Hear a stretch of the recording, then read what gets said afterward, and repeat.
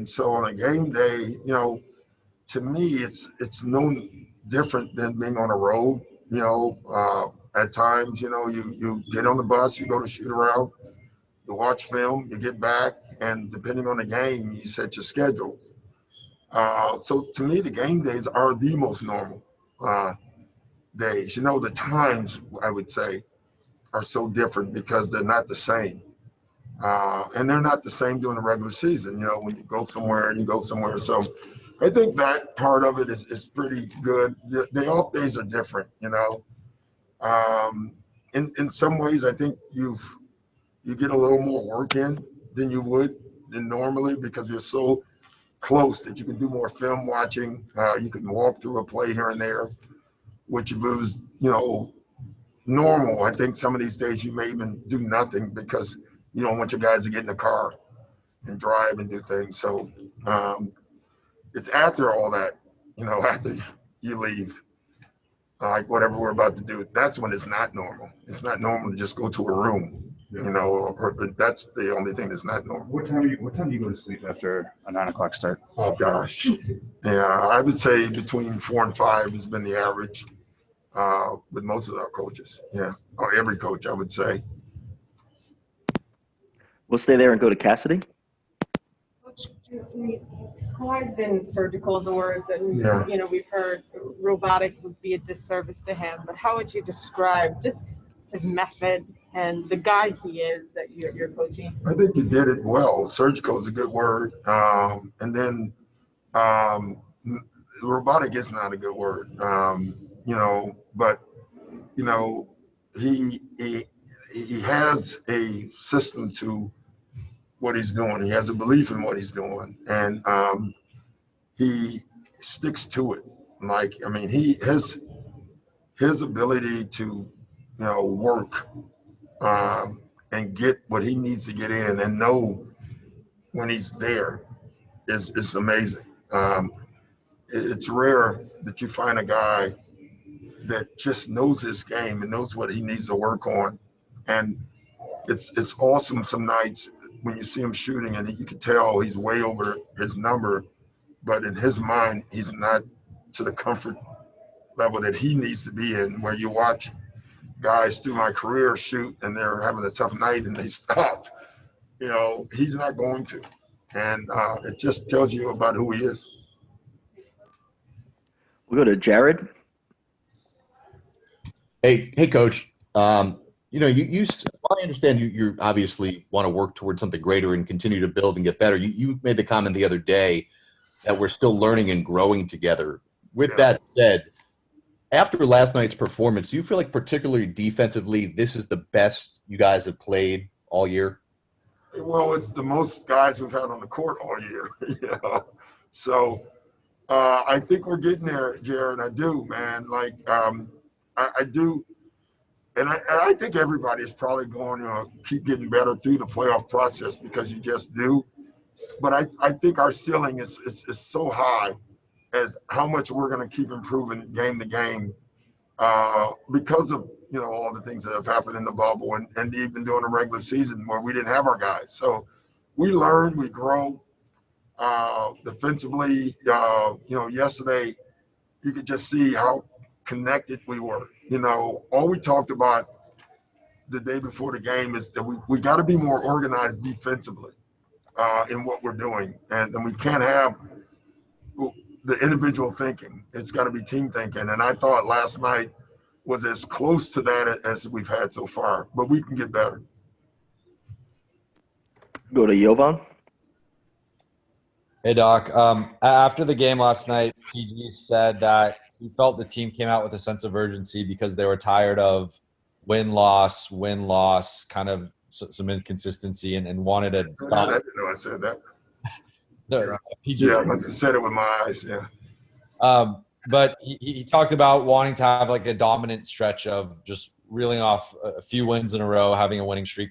How important do you think that is at this point in the season of just having a stretch of dominance like that? Honestly, I don't know. I don't remember saying that, but if that I was did, PG. I did. Oh, PG said it. Okay. I'm not worried about anything other than the game we play next. For me, Yvonne, honestly, because I think if you do that right, all the other stuff will take care of itself. I'm not a looker ahead, like if we get dominant and play all this. I just want to win tomorrow. And I want our focus to be singular. And when that happens, you do put them together, you know? So I think for me, I think that's where my focus is. Go to Miriam. Hey, Doc. Before this season started, way back last offseason, Lou was doing workouts and sending videos to the guys, and obviously during these playoffs, he's really bought in defensively. What does that sort of say about his appreciation of this moment and this opportunity and his leadership? Well, I think it says a lot, you know. Guys, especially the older guys, realize they don't have a lot of opportunities, and some of them had zero opportunities. They've been in the league for a long time. So I think that's what it says, you know, that sense of urgency and awareness of where they're at. Go to Tomer. Hey, Doc. Last couple of games, or at least last game, you brought Pat off the bench with Lou on that second unit. What have you liked about that lineup, I guess, defensively? Because Lou's also done a great job defensively there. Yeah, it really has. You know, we just want to – we have our own combinations that we want to have offensively on the floor, and we have some combinations that we want to have or avoid defensively. And so that's what we're trying to do. Home, you can go ahead. Hey, Doc. Paul had said last night that he knew coming into the series that the team felt they couldn't give the Nuggets any life, knowing how emotional the first round they went through. I'm wondering how much stock do you put in, or how much you might remind your guys going into this next game that Denver did come back from a 3-1 deficit? I think they know that.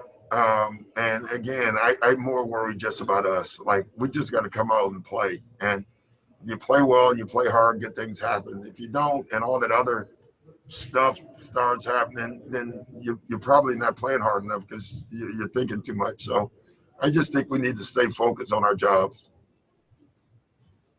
We'll go to Shane. Hey, Doc. I think yesterday marked 2 months since you all got to the bubble. Does it feel like 2 months to you, or does it feel like it's gone quicker, faster? And what do you have to really tell the guys to, I guess, prepare for the next month that you hope to be there? Worry about tomorrow. As far as that part, it doesn't feel like 2 months. Now that Dan is here, it's starting to feel a lot longer. But You said you meant better. yeah, better. I'm sorry. No, it doesn't. It's quick. I don't know. It's funny. I would say that's a better question for the players, probably. For coaches, I mean, we're curmudgeons. We do what we do anyway. Our life doesn't change that much. So I don't know. I would say that's probably a better question for them. Thomas, you can go ahead. Hey, Coach. I have 2 questions for you. The first one is, I've asked you before, during this bubble run, kind of how your mental health is and how you deal with your players' mental health. So now that you all have family and things of that sort in the bubble, I wanted to get your thoughts on that. And then I also want to get your thoughts on kind of what your message is, with your teams usually for closeout games like you all are kind of headed towards. Yeah, I don't really talk about it being a closeout game. I can tell you that. I talk about what we need to do in the game to win the game. So that's what's important for me. The mental health, listen, I think it's something that we should talk about all the time. Not just in the bubble, but anytime. I think mental health is a major issue in this country, that we just need to keep talking about it openly because it should be talked about openly and not having a stigma behind it. So I have no problem with guys expressing it. I see a therapist when I need to see a therapist all the time, and I always have, and I've never had a problem with it. Sabrina? Hey, Doc. With all these empty head coaching positions available in the NBA right now, do you get the sense that's something that Sam Cassell is interested in? And have you his name mentioned with any of them? Sam Cassell should be a head coach, period. You know, he's doing a good job. Unfortunately, that's him talking now, trying to get out. He's got an incredibly high basketball IQ. And I just hope he gives a shot. He's paid every dude that's possible. You know, when they talk about paying dudes, he's paid every dude that is possible. And he's yet to get a job. So I'm hoping that happens. Thanks, Doc. That's all we have for you today. Have a good practice. Thank you.